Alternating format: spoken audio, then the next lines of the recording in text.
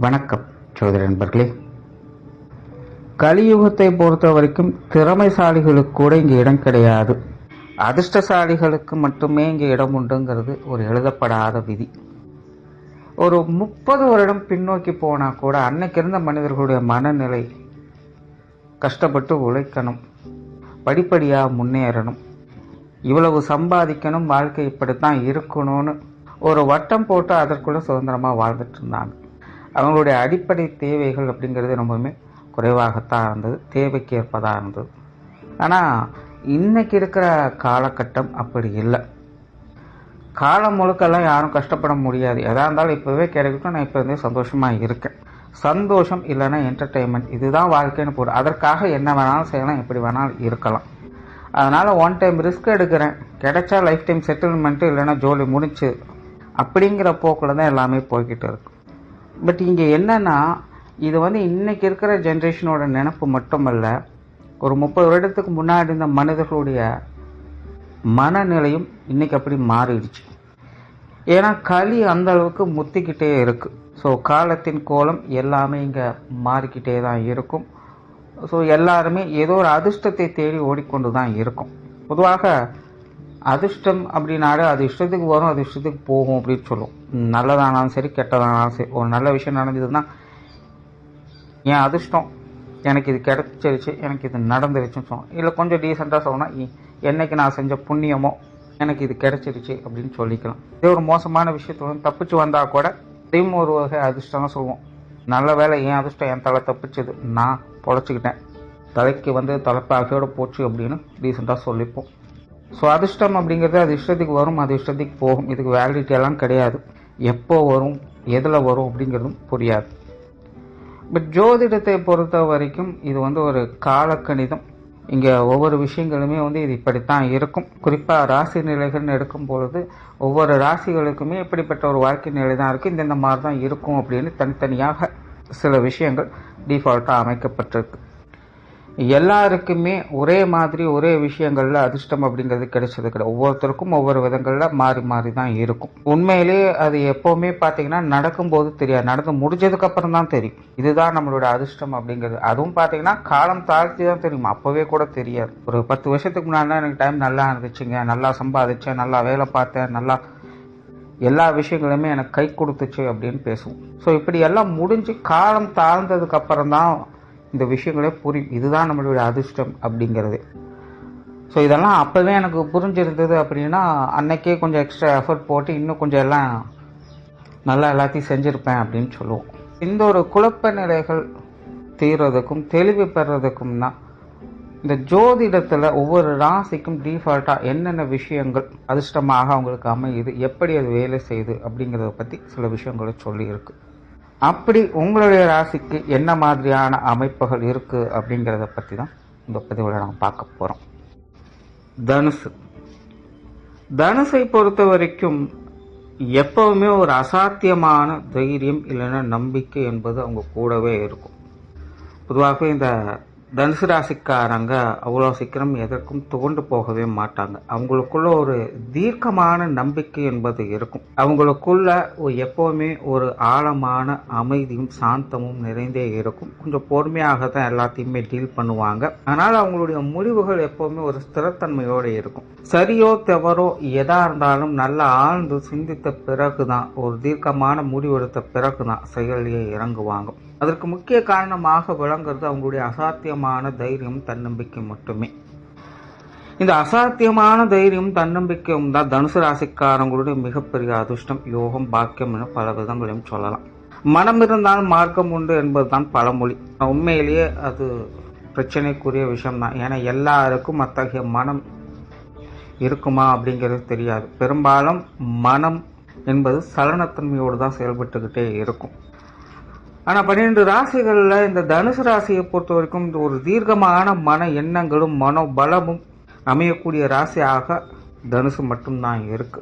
And பொதுவாகவே தனுசு ராசிக்காரங்க வாய்ச்சொல் வீரர்கள்னு சொல்லலாம். அதாவது பேச்சில் இவங்களுக்கு சாமர்த்தியம் அதிகம். அதாவது பேச்சு திறமை என்பது வேற, ஆனால் பேச்சில் சாமர்த்தியம் அப்படிங்கிறது வேறு. இந்த சாமர்த்தியம் என்பதை பேச்சினுடைய தொனியிலேயே நம்ம கண்டுபிடிச்சிடலாம். ஏற்ற இறக்கமாக பேசுவாங்க. அத்தகையவங்களுக்கு பேச்சாலே எதையும் சாதிக்கவும் முடியும், பேச்சாலே எதையும் பயமுறுத்தவும் முடியும். இந்த பேச்சு சாமர்த்தியம் என்பது தனுசு ராசிக்காரங்களுக்கு ஒரு பெரிய அதிர்ஷ்டம் தான். அதே போல தனுசு ராசிக்காரங்களுக்கு எப்பவுமே ஒரு ஃப்ரீ பப்ளிசிட்டி அப்படிங்கிறது கிடைக்கும். உண்மையிலே ஒரு கூட்டத்தில் தனுசு ராசிக்காரங்க இருக்காங்க அப்படின்னா எல்லாருக்குமே அவங்களை பற்றி நன்றாக தெரிஞ்சிருக்கும். உங்களுடைய உயர் குணங்களை பற்றி எல்லாருமே பேசுவாங்க. நேர காலங்கள் சரியில்லாத போது அதுவே பொறாமையாகவும் மாறும், அப்படியும் பேச செய்வாங்க. ஸோ எப்படியோ தனுசு ராசிக்காரங்க ஒரு கூட்டத்தின் நடுவே இருக்காங்க அப்படின்னு அவங்களை பற்றி நரசல் புரிசலான பேச்சுக்கள் இல்லாமல் இருக்காது. அந்த அளவுக்கு மற்றவங்களை கவரக்கூடிய அல்லது வசீகரிக்கக்கூடிய தன்மை பெற்றவங்களாக இந்த தனுசு ராசிக்காரங்க இயற்கையாகவே இருப்பாங்க. அது வாலண்டியராக இவங்க பப்ளிசிட்டி தேடி போகிறது கிடையாது. ஏன்னா தனுசு அப்படிங்கிறது சாத்வீகத்தை விரும்பக்கூடியதான். அது தன் உண்டு தன் வேலை உண்டுன்னு இருக்கக்கூடிய அமைப்பு பெற்றது.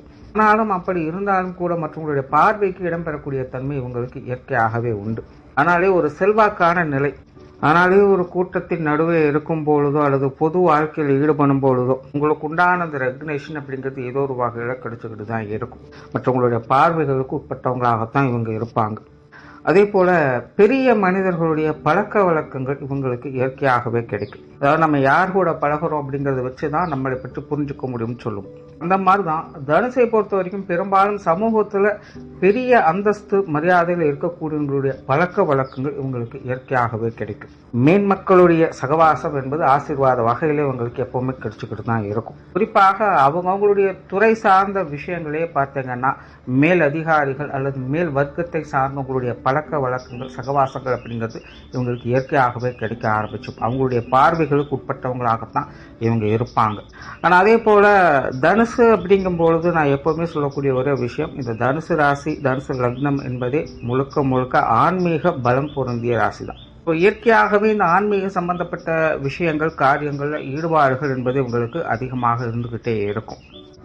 இது சார்ந்த விஷயங்கள் காரியங்கள் இவங்களுக்கு எப்பவுமே சிறப்புகளை தான் கொடுத்துக்கிட்டு இருக்கும். அதே போல தனுசு ராசிக்காரங்களுக்கு இந்த வித்தைகள் சம்பந்தப்பட்ட விஷயங்கள்ல திறமை அதிகம். ஏதோ ஒரு விஷயத்துல ரொம்பவுமே நுணுக்கமான திறன் வாய்ந்தவங்களாகவே இவங்க இருப்பாங்க.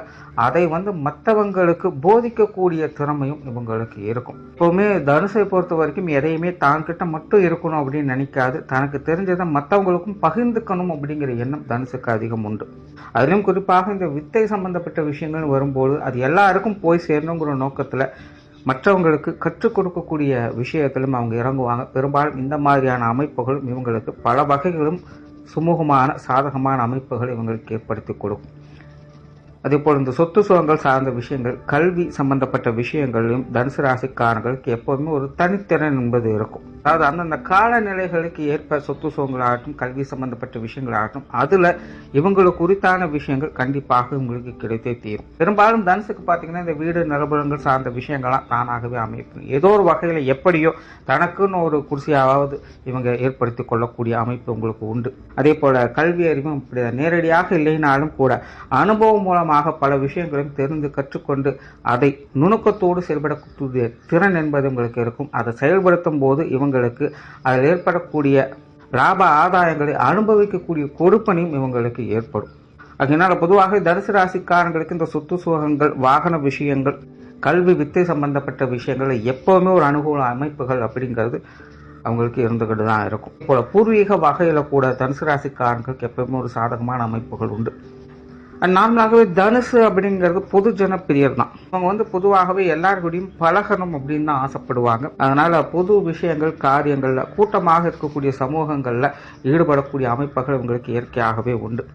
பட் இந்த மாதிரியான விஷயங்கள்ல இவங்களுக்கு தலைமை பண்புகள் இருக்குமா இல்லையா அப்படிங்கிறது தெரியாது. சிலருக்கு தலைமை பொறுப்புகள் தானாக அமையலாம், சிலருக்கு அந்த மாதிரி அமையாமலும் இருக்கலாம். ஆனால் அந்த சமூகத்துல இவங்களுக்குன்னு ஒரு அங்கீகாரம் எப்பவுமே இருந்துகிட்டு இருக்கும். இவங்களுடைய கருத்துக்களும் பேச்சுக்களும் அங்கு முக்கியத்துவம் வாய்ந்ததாகத்தான் இருக்கும். அண்ட் பொதுவாகவே தனுசை பொறுத்த வரைக்கும் அவங்க வாழ்ந்த வாழ்க்கைக்கான அடையாளங்களை பதித்து கொண்டு தான் போவாங்க. அவங்க இல்லாத போதும் இப்படிப்பட்ட ஒரு நபர் இருந்தாங்க அப்படிங்கிற ஒரு அடையாளத்தை அவங்க உருவாக்கிட்டு தான் அவங்க போவாங்க. லட்சியவாதிகள் திறமைசாலிகளாக இந்த தர்ம நெறிப்படி வாழக்கூடியவங்க. பொதுவாக மனிதர்கள் எல்லாரும் தான் முயற்சி என்பது செய்கிறாங்க. இன்னும் சொல்ல போனால் நிறைய பேர் கடினமான முயற்சிகள் விடாமுயற்சியோடு செயல்பட்டுக்கிட்டு இருக்காங்க. ஆனால் தனுசை பொறுத்த வரைக்கும் தான் என்னைக்குமே அவங்களுடைய முயற்சிகளுக்கு தக்க பலன்கள் அப்படிங்கிறது கண்டிப்பாக கிடைச்சிடும். உங்களுக்கு பொதுவாக இந்த முயற்சி சார்ந்த விஷயங்கள் அசாத்தியமான தைரியம் நம்பிக்கையும் அதிகம். நம்பிக்கை தான் வாழ்க்கை அப்படிங்கிறத தனுசு ராசிக்காரங்க முழுமையாக நம்பக்கூடியவங்க. பட் எல்லாருக்கும் அந்த நம்பிக்கை வேலை செஞ்சிருமா அப்படிங்கிறது கேள்விக்கு தான். பட் தனுசு ராசிக்காரங்களுக்கு அப்படி இல்லை.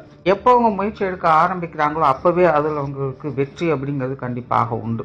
பட் காலக்கணக்கின்படி இது இப்படித்தான் வரும் அப்படின்னு யாராலையும் டிசைட் பண்ணிட முடியாது. இப்படிதான் தனுசு ராசிக்காரங்க அவங்களுடைய முயற்சிகள் வெற்றியை கொடுக்கும். ஏதோ ஒரு வகையில அவங்களுக்கு உண்டான பலன்கள் தக்க வகையில் அவங்களுக்கு வந்தே தீரும். அதனால நான் இந்த விஷயத்துக்காக முயற்சி செஞ்சேன், பட் அது எனக்கு நடக்கல அப்படின்னு கேள்வி கேட்டீங்கன்னா அதுக்கு பதில் கிடையாது. பட் அவங்க ஒரு முயற்சி எடுக்கிறாங்க அப்படின்னா அதற்கு ஏற்ற தக்க பலன்கள் அப்படிங்கிறது ஒன்று இருக்கும். அது உண்மையில காலங்கையில தான் இருக்கு. அந்த பலன்கள் கண்டிப்பாக அவங்களுக்கு இதே ஜென்மத்தில் கண்டிப்பாக கிடைக்கும். அடுத்த ஜென்மத்தில் கிடைக்கும், அதுக்கு அடுத்த ஜென்மத்தில் கிடைக்குங்கிறதெல்லாம் கிடையாது. ஜோதிட கணக்கின்படி தனுசு ராசிக்காரங்களுக்கு அந்தந்த கர்மாவை அந்தந்த காலகட்டங்களே அவங்க முடிச்சே ஆகணும். அடுத்த பிறவிக்குன்னு இவங்க கடன்லாம் எடுத்துட்டு போக மாட்டாங்க. அந்த ஒரு கொடுப்பினை தனுசுக்கு மட்டும்தான் உண்டு.